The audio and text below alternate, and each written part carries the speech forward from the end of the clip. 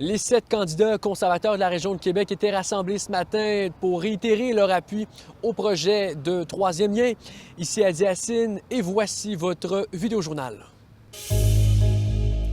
Sous un gouvernement conservateur, le gouvernement du Québec pourrait compter sur une contribution de 40 % pour financer le projet de tunnel entre Québec et Lévis.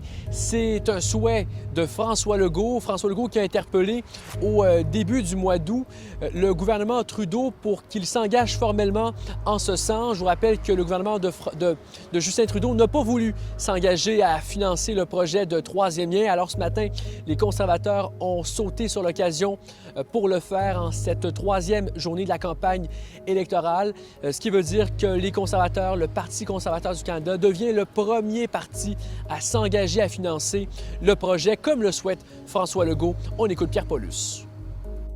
Donc, nous, aujourd'hui, on confirme qu'un gouvernement conservateur, avec Erin O'Toole à sa tête, va appuyer financièrement à 40 % le coût de construction d'un tunnel Québec-Lévis.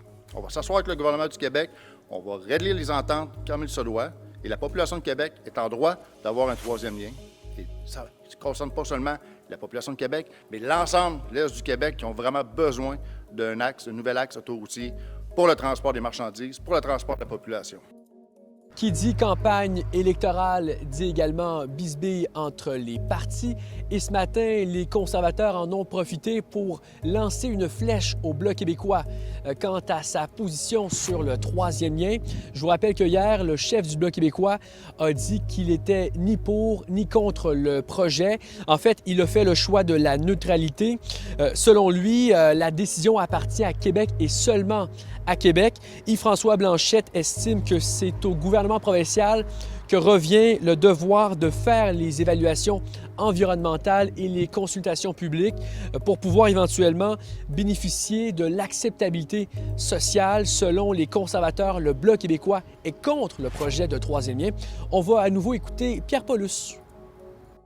M. Blanchette, hier, lui qui a toujours l'habitude de faire de grands discours pour dire qu'il porte à Ottawa toutes les demandes du gouvernement du Québec. Chaque motion de l'Assemblée nationale, M. Blanchette est toujours là pour dire que le Bloc québécois est le seul parti qui défend les intérêts du Québec.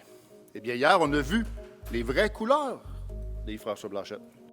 S'engager à financer le projet de troisième lien à hauteur de 40 %, bien, ça représenterait une contribution de 2 à 4 milliards de dollars pour le gouvernement fédéral. Pour en savoir plus sur le projet de troisième lien, bien, c'est simple, rendez-vous sur le site de Radio-Canada. Salut, à la prochaine!